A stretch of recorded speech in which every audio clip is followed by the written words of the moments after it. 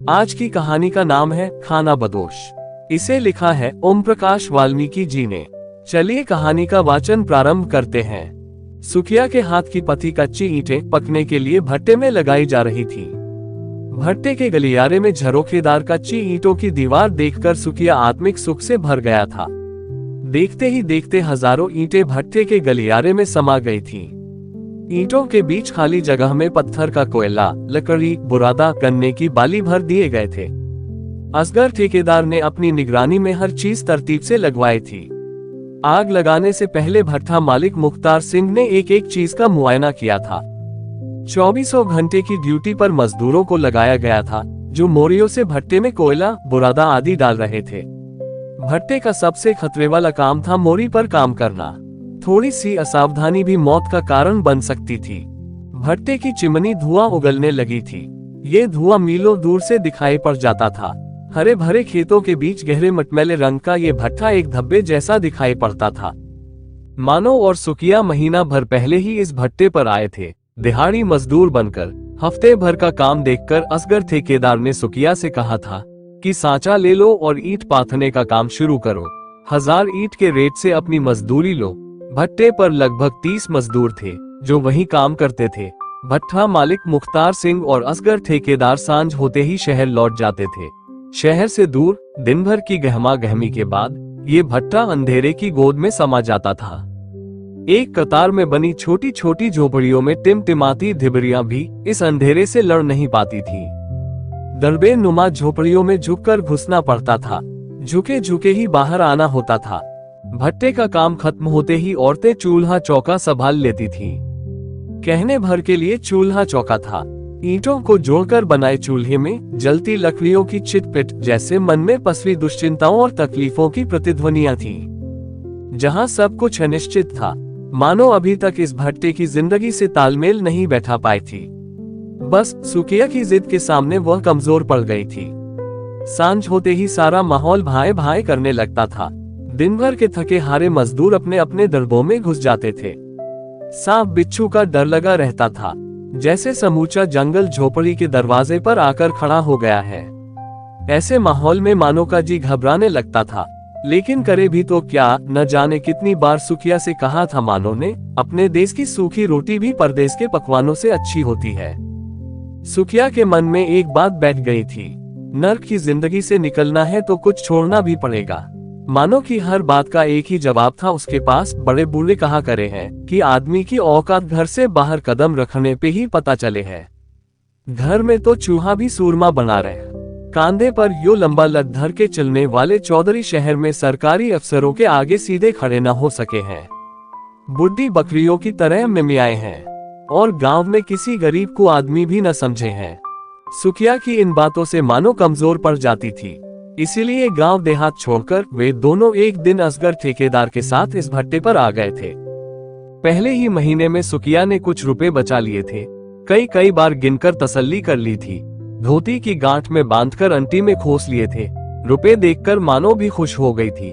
उसे लगने लगा था कि वो अपनी जिंदगी के धर्रे को बदल लेगा। सुखिया और मानो की जिंदगी एक निश्चित धर्रे पर चलने लगी थी। दोनों मिलकर पहले तगारी बनाते, फिर मानो तैयार मिट्टी लाकर देती। इस काम में उनके साथ एक तीसरा मजदूर भी आ गया था। नाम था जसदेव। छोटी उम्र का लड़का था। असगर ठेकेदार ने उसे भी उनके साथ काम पर लगा दिया था। इससे काम में गति आ गई थी। मानो भी अब फुर्ती से सांचे में ईंटें डालने लगी थी, जिससे उनकी दिहाड़ी बढ़ गई थी। उस रोज मालिक मुख्तार सिंह की जगह उनका बेटा सूबे सिंह भट्टे पर आया था। मालिक कुछ दिनों के लिए कहीं बाहर चले गए थे। उनकी गैरहाजिरी में सूबे सिंह का रौब दाब भट्टे का माहौल ही बदल देता था। इन दिनों में असगर ठेकेदार भीगी बिल्ली बन जाता था। दफ्तर के बाहर एक अर्दली की ड्यूटी लग जाती थी, जो कुर्सी पर उकड़ू बैठकर दिन भर बीड़ी पीता था, आने जाने वालों पर निगरानी रखता था। उसकी इजाजत के बगैर कोई अंदर नहीं जा सकता था। एक रोज सूबे सिंह की नजर किनी पर पड़ गई। 3 महीने पहले ही किनी और महेश भट्टे पर आए थे।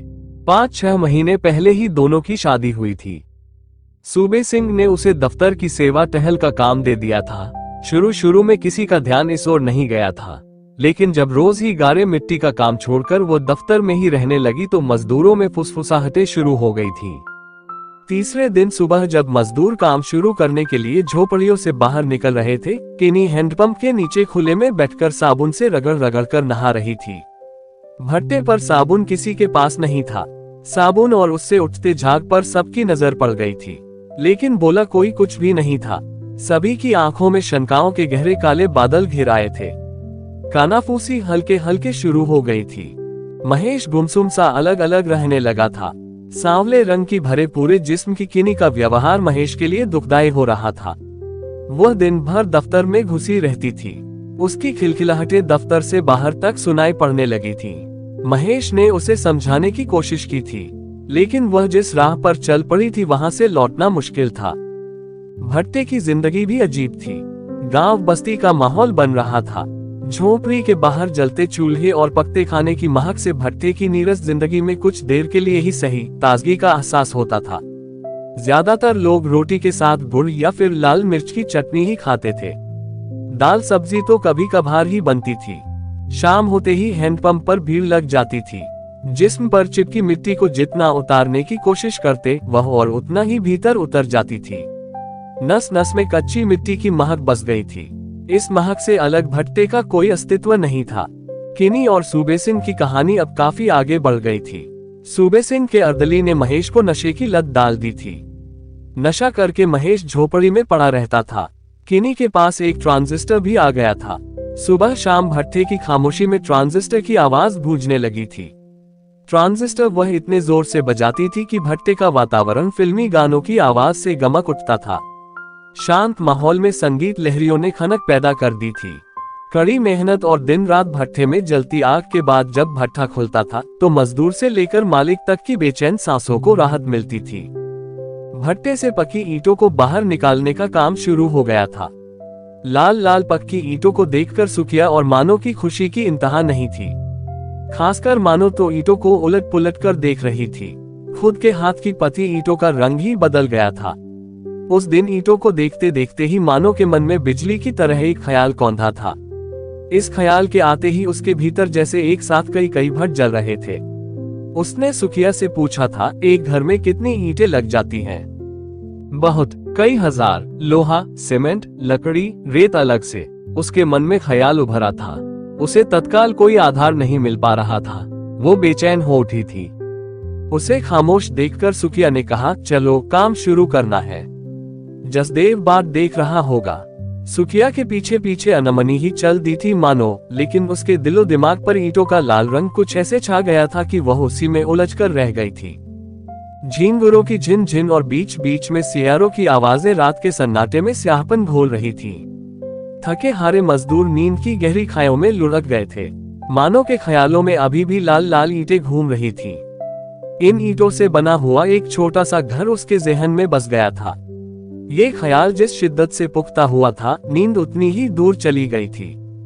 दूर किसी बस्ती से हल्के हल्के छनकर आती मुर्गे की बांग रात के आखिरी पहर के एहसास के साथ ही मानो की पलकें नींद से भारी होने लगी थी। सुबह के जरूरी कामों से निपटकर जब सुखिया ने झोपड़ी में झांका तो वह हैरान रह गया था। इतनी देर तक मानो कभी नहीं सोती। वो परेशान हो गया था। गहरी नींद में सोई मानो का माथा उसने छूकर देखा। माथा ठंडा था। उसने राहत की सांस ली। मानो को जगाया। इतना दिन चढ़ गया है, उठने का मन नहीं है? मानो अनमनी सी उठी। कुछ देर यूं ही चुपचाप बैठी रही। मानो का इस तरह बैठना सुखिया को अखरने लगा था। आज क्या बात है? जी तो ठीक है। मानो अपने ख्यालों में गुम थी। मन की बात बाहर आने के लिए छटपटा रही थी। उसने सुखिया की ओर देखते हुए पूछा, क्यों जी, क्या हम इन पक्की ईंटों पर घर नहीं बना सके हैं? मानो की बात सुनकर सुखिया आश्चर्य से उसे ताकने लगा। कल की बात वह भूल चुका था। सुखिया ने गहरे अवसाद से भरकर कहा, पक्की ईंटों का घर 2-4 रुपए में ना बनता है। इतने देर से नोट लगे हैं घर बनाने में, गांठ में नहीं है पैसा, चले हाथी खरीदने। महीने भर में जो हमने इतनी ईंटें बना दी है, क्या अपने लिए हम ईंटें ना बना सके हैं? मानो ने मासूमियत से कहा, ये भट्ठा मालिक का है, हम ईंटें उनके लिए बनाते हैं। हम तो मजदूर हैं, इन ईंटों पर अपना कोई हक ना है। सुखिया ने अपने मन में उठते दबाव को महसूस किया। इन ईंटों पर हमारा कोई भी हक ना है, क्यों? मानो ने ताज्जुब भरी कड़वाहट से कहा। उसके अंदर बवंडर मचल रहा था। कुछ देर की खामोशी के बाद मानो बोली, हर महीने कुछ और बचत करें, ज्यादा ईंटें बनाएं, तब भी अपना घर नहीं बना सकते। अपने भीतर कुलबुलाते सवालों को बाहर लाना चाहती थी मानो। इतनी मजदूरी मिलती कहाँ है? पूरे महीने हार गोड़ तोड़ के भी कितने रुपए बचे? कुल 80। एक साल में 1000 ईंटों के दाम अगर हमने बचा भी लिए तो घर बनाने लायक रुपया जोड़ते जोड़ते उम्र निकल जाएगी, फिर भी घर ना बन पावेगा, सुखिया ने दुखी मन से कहा। अगर हम रात दिन काम करें तो भी नहीं, मानो ने उत्साह में भरकर कहा। बावली हो गई है क्या? चल उठ, चल काम पे जाना है, टेम ज्यादा हो रहा है, ठेकेदार आता ही होगा, आज पूरब की टांग काटनी है लगार के लिए। सुखिया मानो के सवालों से घबरा गया था, उठकर बाहर जाने लगा। कुछ भी करो, तुम चाहो तो मैं रात दिन काम करूंगी, मुझे एक पक्की ईंटों का घर चाहिए, अपने गांव में लाल सुर्ख ईंटों का घर। मानो के भीतर मन में हजार हजार वसंत खिल उठे थे। सुखिया और मानो को एक लक्ष्य मिल गया था, पक्की ईंटों का घर बनाना है। अपने ही हाथ की पक्की ईंटों से सुबह होते ही काम पर लग जाते हैं और शाम को भी अंधेरा होने तक जुटे रहते हैं। ठेकेदार असगर से लेकर मालिक तक उनके काम से खुश थे। सुबह सिंह किनी को शहर भी लेकर जाने लगा था। किनी के रंग ढंग में बदलाव आ गया था, अब वह भट्टे पर गारे मिट्टी का काम नहीं करती थी। महेश रोज रात में नशा करके मन की भड़ास निकालता था, दिन में भी अपनी झोपड़ी में पड़ा रहता था या इधर उधर बैठा रहता था। किनी कई दिनों तक शहर से लौटती नहीं थी। जब लौटती थकी, निढाल और मुरझाई हुई, कपड़ों लत्तों की अब कमी नहीं थी। उस रोज सूबे सिंह ने भट्टे पर आते ही असगर ठेकेदार से कहा था, मानो को दफ्तर में बुलाओ, आज किनी की तबीयत ठीक नहीं है। असगर ठेकेदार ने रोकना चाहा था छोटे बाबू मानो को। बात पूरी होने से पहले ही सूबे सिंह ने उसे फटकार दिया था, तुमसे जो कहा गया है वही करो, राय देने की कोशिश मत करो। तुम इस भट्टे पर मुंशी हो, मुंशी ही रहो, मालिक बनने की कोशिश करोगे तो अंजाम बुरा होगा। असगर ठेकेदार की घिघी बढ़ गई थी, वह चुपचाप मानो को बुलाने चल दिया था। असगर ठेकेदार ने आवाज देकर कहा था, मानो छोटे बाबू बुला रहे हैं दफ्तर में। मानो ने सुखिया की ओर देखा, उसकी आंखों में भय से उत्पन्न कातरता थी। सुखिया भी इस बुलावे पर हड़बड़ा गया था, वह जानता था मछली को फंसाने के लिए जाल फेंका जा रहा है। गुस्से और आक्रोश से नसें खींचने लगी थी। जसदेव ने भी सुखिया की मनस्थिति को भांप लिया था, वह फुर्ती से उठा, हाथ पांव पर लगी गीली मिट्टी छुड़ाते हुए बोला, तुम यहाँ ठहरो, मैं देखता हूँ। चलो चाचा असगर के पीछे पीछे चल दिया। असगर ठेकेदार जानता था कि सूबे सिंह शैतान है, लेकिन चुप रहना उसकी मजबूरी बन गई थी। जिंदगी का खास हिस्सा उसने भट्टे पर गुजारा था, भट्टे से अलग उसका कोई वजूद ही नहीं था।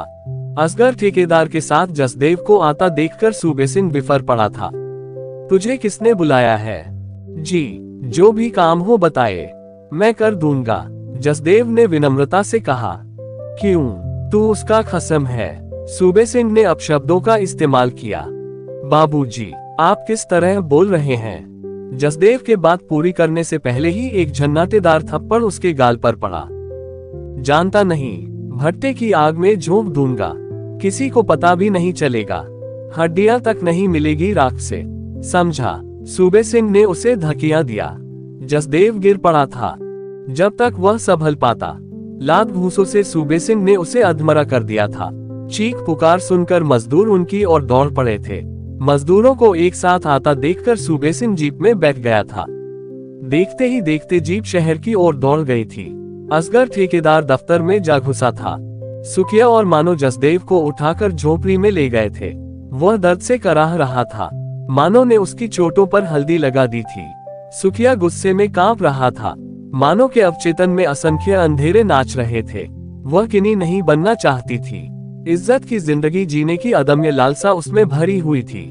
उसे एक घर चाहिए था, पक्की ईंटों का, जहां वह अपनी गृहस्थी और परिवार के सपने देखती थी। समूचा दिन अदृश्य भय और दहशत में बीता था। जसदेव को हल्का बुखार हो गया था। वह अपनी झोपड़ी में पड़ा था। सुखिया उसके पास बैठा था। आज की घटना से मजदूर डर गए थे। उन्हें लग रहा था कि सूबे सिंह किसी भी वक्त लौटकर आ सकता है। शाम होते ही भट्टे पर सन्नाटा छा गया था। सब अपने अपने खोल में सिमट गए थे। बूढ़ा बिलसिया जो अक्सर बाहर पेड़ के नीचे देर रात तक बैठा रहता था, आज शाम होते ही अपनी झोपड़ी में जाकर लेट गया था। उसके खांसने की आवाज भी आज कुछ धीमी हो गई थी। किनी की झोपड़ी से ट्रांजिस्टर की आवाज भी नहीं आ रही थी। बीच बीच में हैंडपंप की खंच खंच ध्वनि इस खामोशी में विघ्न डाल रही थी। पंप जसदेव की झोपड़ी के ठीक सामने था। सभी को पानी के लिए इस पंप पर आना पड़ता था। भट्टे पर दवा दारू का कोई इंतजाम नहीं था। कटने फटने पर घाव पर मिट्टी लगा देना था। कपड़ा जलाकर राख भर देना ही दवाई की जगह काम आते थे। मानो ने अधूरे मन से चूल्हा जलाया था। रोटियां सेंककर सुखिया के सामने रख दी थी। सुखिया ने भी अनिच्छा से एक रोटी हलक के नीचे उतारी थी। उसकी भूख जैसे अचानक मर गई थी। मानो को लेकर उसकी चिंता बढ़ गई थी। उसने निश्चय कर लिया था वह मानो को किनी नहीं बनने देगा। मानो भी गुमसुम अपने आप से ही लड़ रही थी। बार बार उसे लग रहा था कि वह सुरक्षित नहीं है। एक सवाल उसे खाए जा रहा था, क्या औरत होने की यही सजा है? वह जानती थी कि सुखिया ऐसा वैसा कुछ नहीं होने देगा। वह महेश की तरह नहीं है। भले ही यह भट्ठा छोड़ना पड़े। भट्ठा छोड़ने के ख्याल से ही वह सिहर उठी। नहीं, भट्ठा नहीं छोड़ना है। उसने अपने आप को आश्वस्त किया, अभी तो पक्की ईंटों का घर बनाना है। मानो रोटियां लेकर बाहर जाने लगी तो सुखिया ने टोका, कहाँ जा रही है? जसदेव भूखा प्यासा पड़ा है, उसे रोटी देने जा रही हूँ। मानो ने सहज भाव से कहा। बामन तेरे हाथ की रोटी खावेगा। अक्ल मारी गई तेरी। सुखिया ने उसे रोकना चाहा। क्यों, मेरे हाथ की रोटी में जहर लगा है? मानो ने सवाल किया। पल भर रुककर बोली, बामन नहीं, भट्ठा मजदूर है वह, महारे जैसा। चारों तरफ सन्नाटा था। जसदेव की झोपड़ी में धिबरी जल रही थी। मानो ने झोपड़ी का दरवाजा ठेला। जी कैसा है? भीतर जाते हुए मानो ने पूछा। जसदेव ने उठने की कोशिश की। उसके मुंह से दर्द की आह निकली। कमबख्त कीड़े पड़ के मरेगा। हाथ पांव टूट टूट कर गिरेंगे। आदमी नहीं, जंगली जानवर है। मानो ने सूबे सिंह को कोसते हुए कहा। जसदेव चुपचाप उसे देख रहा था। ये ले, रोटी खा ले, सुबह से भूखा है। 2 कौर पेट में जाएंगे तो ताकत तो आवेगी बदन में। मानो ने रोटी और गुड़ उसके आगे रख दिया था। जसदेव कुछ अन्ना सा हो गया था। भूख तो उसे लगी थी, लेकिन मन के भीतर कहीं हिचक थी। घर परिवार से बाहर निकले ज्यादा समय नहीं हुआ था। खुद वह कुछ भी बना नहीं पाया था। शरीर का पोपो टूट रहा था। भूख नहीं है, जसदेव ने बहाना किया। भूख नहीं है या कोई और बात है? मानो ने जैसे उसे रंगे हाथों पकड़ लिया था। और क्या बात हो सकती है? जसदेव ने सवाल किया। तुम्हारे भैया कह रहे थे कि तुम बामन हो, इसीलिए मेरे हाथ की रोटी नहीं खाओगे। अगर यो बात है तो मैं जोर ना डालूंगी। थारी मर्जी। औरत हूँ। पास में कोई भूखा हो तो रोटी का कौर गले से नीचे नहीं उतरता है। फिर तुम तो दिन रात साथ काम करते हो, मेरी खातिर पिटे। फिर यह बामन महारे बीच कहाँ से आ गया? मानो रुआसी हो गई थी। उसका गला रुंध गया था। रोटी लेकर वापस लौटने के लिए मुड़ी। जसदेव में साहस नहीं था उसे रोक लेने के लिए। उनके बीच जुड़े तमाम सूत्र जैसे अचानक बिखर गए थे। अपनी झोपड़ी में आकर चुपचाप लेट गई थी मानो, बिना कुछ खाए। दिन भर की घटनाएं उसके दिमाग में खलबली मचा रही थी। जसदेव भूखा है, यह एहसास उसे परेशान कर रहा था। जसदेव को लेकर उसके मन में हलचल थी। उसे लग रहा था जैसे जसदेव का साथ उन्हें ताकत दे रहा है, ऐसी ताकत जो सूबे सिंह से लड़ने में हौसला दे सकती है। 2 से 3 होने का सुख मानो महसूस करने लगी थी। सुखिया भी चुपचाप लेटा हुआ था। उसकी भी नींद उड़ चुकी थी। उसकी समझ में नहीं आ रहा था क्या करें। इन्हीं हालात में गांव छोड़ा था। वे ही फिर सामने खड़े थे। आखिर जाए तो कहां? सूबे सिंह से पार पाना आसान नहीं था। सुनसान जगह है, कभी भी हमला कर सकता है। या फिर मानो को विचार आते ही वह कांप गया था। उसने करवट बदली। मानो जाग रही थी। उसे अपनी ओर खींचकर सीने से चिपटा लिया था।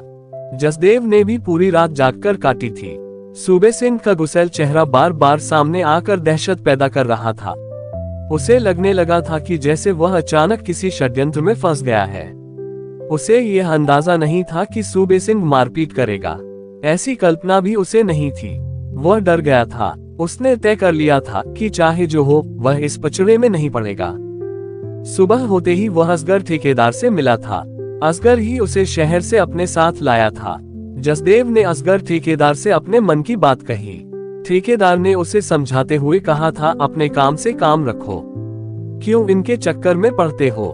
जसदेव के बदले हुए व्यवहार को मानो ने ताड़ लिया था, लेकिन उसने कोई प्रतिक्रिया जाहिर नहीं की थी। वह सहजता से अपने काम में लगी थी। वह जानती थी कि उनके बीच एक फासला आ गया है, लेकिन वह चुप थी। सूबे सिंह को भी लगने लगा था कि मानो को फुसलाना आसान नहीं है। उसकी तमाम कोशिश निरर्थक साबित हुई थी, इसीलिए वह मानो और सुखिया को परेशान करने पर उतर आया था। उसने असगर ठेकेदार से भी कह दिया था कि उससे पूछे बगैर उन्हें मजदूरी का भुगतान न करे, न कोई रियायत ही बरते उनके साथ। मानो से कुछ छुपा नहीं था। सूबे सिंह की हरकतों पर उसकी नजर थी। उसने अपने आप में निश्चय कर लिया था कि वह उसका मुकाबला करेगी। उठते बैठते उसके मन में एक ही ख्याल था, पक्की ईंटों का घर बनवाना है। लेकिन सूबे सिंह इस ख्याल में बाधक बन रहा था। सुखिया और मानो दिन रात काम में जुटे थे, फिर भी हर महीने वे ज्यादा कुछ बचा नहीं पा रहे थे। पिछले दिनों उन्होंने दुगुनी ईंटें पाथी थी। उनके उत्साह में कोई कमी नहीं थी। एक ही उद्देश्य था, पक्की ईंटों का घर बनाना है। इसीलिए सूबे सिंह की ज्यादतियों को वे सहन कर रहे थे, लेकिन एक तड़प थी दोनों में जो उन्हें संभाले हुए थी। सूबे सिंह नित नए बहाने ढूंढ लेता था उन्हें तंग करने के। एक शीत युद्ध जारी था उनके बीच। सुखिया से ईंट पाथने का सांचा वापस ले लिया गया था। उसे भट्टे की मोरी का काम दे दिया था। मोरी का काम खतरनाक था, मानो डर गई थी, लेकिन सुखिया ने उसे हिम्मत बधाई थी। काम से क्यों डरना। सुखिया का सांचा जसदेव को दे दिया गया था। सांचा मिलते ही जसदेव के रंग बदल गए थे। वह मानो पर हुक्म चलाने लगा था, मानो चुपचाप काम में लगी रहती थी। कल तड़के ईंट पाथनी है, ईंटें हटाकर जगह बना दे। जसदेव आदेश देकर अपनी झोपड़ी की ओर चला गया था।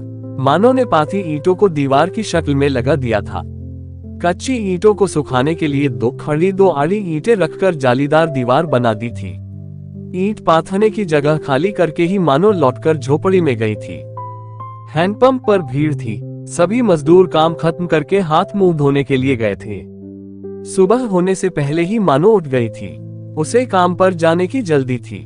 चारों तरफ अंधेरा था। सुबह होने का वह इंतजार करना नहीं चाहती थी। उसने जल्दी जल्दी सुबह के काम निपटाए और ईंट पाथने के लिए निकल पड़ी थी। सूरज निकलने में अभी देर थी। जसदेव से पहले ही वह काम पर पहुंच जाती थी। इक्का दुक्का मजदूर ही इधर उधर दिखाई पड़ रहे थे। वह तेज कदमों से ईंट पाथने की जगह पर पहुंच गई थी। वहां का दृश्य देखकर अवाक रह गई थी। सारी ईंटें टूटी फूटी पड़ी थीं, जैसे किसी ने उन्हें बेदर्दी से रौंद डाला था।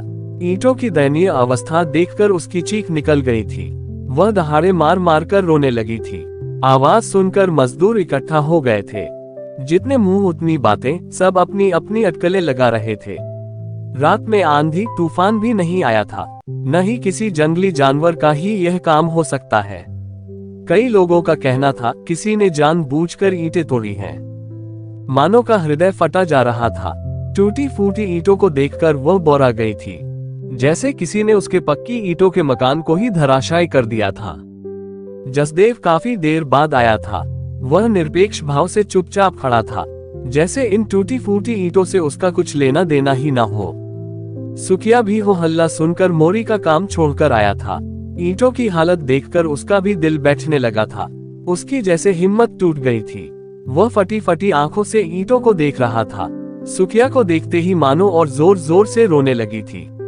सुखिया ने मानो की आंखों से बहते तेज अंधड़ों को देखा और उनकी किरकिराहट अपने अंतर्मन में महसूस की। सपनों के टूट जाने की आवाज उसके कानों को फाड़ रही थी। असगर ठेकेदार ने साफ कह दिया था, टूटी फूटी ईंटें हमारे किस काम की, इनकी मजदूरी हम नहीं देंगे। असगर ठेकेदार ने उनकी रही सही उम्मीदों पर भी पानी फेर दिया था। मानो ने सुखिया की ओर डबडबाए आंखों से देखा। सुखिया के चेहरे पर तूफान में घर टूट जाने की पीड़ा छलछला आई थी। उसे लगने लगा था जैसे तमाम लोग उसके खिलाफ हैं। तरह तरह की बाधाएं उसके सामने खड़ी की जा रही हैं। वहां रुकना उसके लिए कठिन हो गया था। उसने मानो का हाथ पकड़ा, चल, ये लोग हमारा घर ना बनने देंगे। पक्की ईंटों के मकान का सपना उनकी पकड़ से फिसलकर और दूर चला गया था। भट्टे से उठते काले धुएं ने आकाश तले एक काली चादर फैला दी थी। सब कुछ छोड़कर मानो और सुखिया चल पड़े थे। एक खानाबदोश की तरह जिन्हें एक घर चाहिए था रहने के लिए। पीछे छूट गए थे कुछ बेतरतीब पल, पसीने के अक्स जो कभी इतिहास नहीं बन सकेंगे। खानाबदोश जिंदगी का एक पड़ाव था ये भट्ठा। सुखिया के पीछे पीछे चल पड़ने से पहले मानो ने जसदेव की ओर देखा था। मानो को यकीन था जसदेव उनका साथ देगा, लेकिन जसदेव को चुप देखकर उसका विश्वास टुकड़े टुकड़े हो गया था। मानो के सीने में एक टीस उभरी थी, सर्द सांस में बदलकर मानो को छलनी कर गई थी। उसके होंठ फड़फड़ाए थे कुछ कहने के लिए, लेकिन शब्द घुटकर रह गए थे। सपनों के कांच उसकी आंख में किरकिरा रहे थे। वह भारी मन से सुखिया के पीछे पीछे चल पड़ी थी, अगले पड़ाव की तलाश में, एक दिशाहीन यात्रा पर। आज की कहानी समाप्त हुई। ऐसी ही कहानियां सुनने के लिए वीडियो को लाइक, शेयर और चैनल को सब्सक्राइब जरूर करें। धन्यवाद। जय हिंद।